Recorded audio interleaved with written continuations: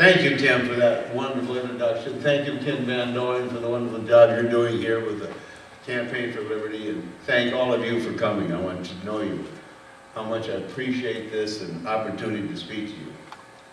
I love freedom, and I want to live free. Free from the chains of excessive taxes, spending, and debt that the government twists tighter and tighter around our arms and legs every year. Having real freedom means respecting the right of the members of your community to live their lives and run their businesses as they see fit, so long as they respect the equal rights of others. Together we can gain respect for the freedom that each individual merits. Just because he's alive, because he lives, because he breathes, because he thinks, and because his family and his friends and the members of his community. We were at a turning point. Dr. Paul calls it a revolution. I don't know what to call it, but I know it when I see it. I feel it in my bones. My neighbors in Wisconsin, they feel it too. They're telling me that they've been pushed too far by government. That grows and grows no matter what we do. Even with our severe economic troubles and job losses, the government taxes and spends and borrows and spends way too much. People know this is wrong, and they know it needs to change. And it will end if we put the hard work in to make it happen. Now, I know some of you quite well. It's always good to be among friends. My name is Ed Thompson. I'm mayor of the city of Toma, and I'm a candidate for the Wisconsin State Senate in the 31st District. Many of you know me best because of my 2002 campaign for Wisconsin government. And in that campaign, I campaigned on a platform that across the board argued for less government and respect for individual liberty. Even 8 years later, new people tell me almost every day that campaign introduced them to the important principles of liberty. As mayor of Toma, I've helped show that these goals are consistent with improving services in the community. Though I love being mayor, and I really do, I'll be stepping down in a couple weeks so I can concentrate full time on my campaign for Wisconsin State Senate. And as a state senator, I pledge in advance common sense in Wisconsin state government. Common sense, not educated sense. There's a big difference. I pledge to remind the people running state government that they work for us, not us for them.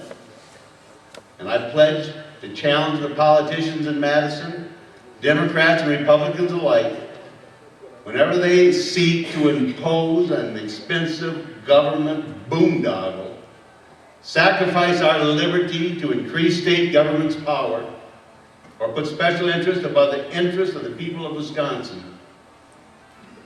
For I also pledge to work with the people of any party or political persuasion when they are promoting an improvement in state government. But I'm not here this afternoon to deliver a campaign speech.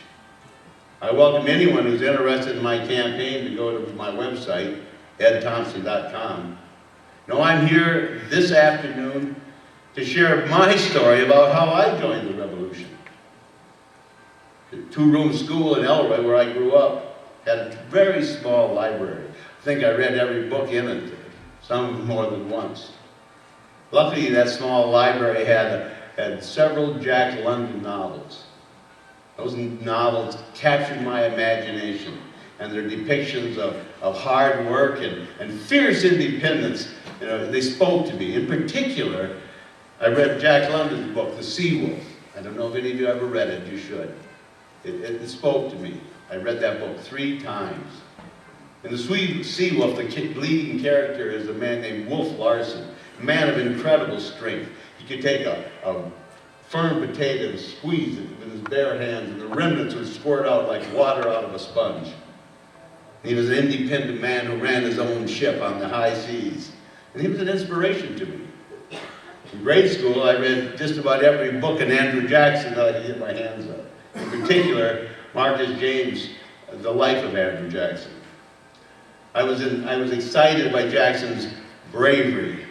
He was captured 13 years old in the Revolutionary War, and an officer told him to polish his boots, and he said, "Polish your own boots." And the officer hit him across the face with a sword, and he carried the scar to his grave. I loved his horsemanship, and later his military brilliance. When he took on the British military army at the Battle of New Orleans with a ragtag of frontiersmen. With time, I also began to understand the importance of Jackson's important fight against the Second Bank of the United States. And I also recognized his faults in his action toward American Indians and his decision to hang volunteers who wanted to leave on the way to the Battle of New Orleans. But my greatest example of a strong, independent man was not someone I just read about in a novel or in a history book. My father was a tremendous influence in my life. He enjoyed life to the fullest, and he was so rigid in his determination to do the right thing. He would never waste money, but he was kind, and he helped many people. He would never cheat someone to get ahead of himself. And I thought back to my father's influence over the 20 years since I've owned the TV Supper Club in Tony. 20 years ago, I bought a building on Main Street that many advised to turn down. It had been shut down for 2 years in bankruptcy when I bought it from the bank. Now that building and 4 others on Main Street comprise the TV Supper Club. My experience of building a TV reminds me of my father's experience in building his grocery store. My dad had so little money when he opened that store right before World War II that he didn't have enough money to put the front door on. So he would sleep in the back room until he got enough money to do it. Now I employ 38 people at the TV. And in the beginning, there was just me. I remember the first meal that, after I was open for 3 months, we decided to open the kitchen up, and I hired a young man, Judd Riggs. We went to the grocery store and bought some hamburger. We made some hamburgers and took it to all the barber shops around Toma. And, because we figured the barber would tell everybody they had a good burger, maybe they'd send somebody to TV. We went and bought 4 T-bone steaks that first night, and finally we had some people come in and we sold all 4 T-bones. One of the ladies said, "What kind of dressing do you have in your salad?" I said, "French," because that's all we had. The TV is a business, but for me it's more of a community gathering. It's a place where people from all walks of life feel welcome. We have their weddings and their 90th birthday parties and their confirmations and high school graduations. Having owned and managed a small business for the last 2 decades, I experienced firsthand the devastating effects of Wisconsin state government's excessive taxing and spending. Each dollar of taxes my business pays to the state government is a dollar I cannot spend to better my employees, or bring in new workers, or pay for materials to do some remodeling, or donate to charity, the charity of my choice. When we pay more taxes to support the wasteful state government, the wealth and well-being of ourselves, our families, and our communities suffer. My experience has taught me that a new government proposal to save the world hardly ever works. And it almost always costs more than projected. So anybody comes to me with a new program as state senator, I'll say, which one of the old ones are you going to eliminate that didn't work?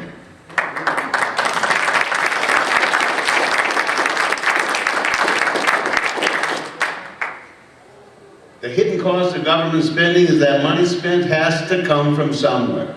And we know where it comes from. It comes from you and me and our neighbors. Usually the best thing the government can do is step out of the way and reduce taxes and spending so individual families and communities can create jobs and expand prosperity and advance charity.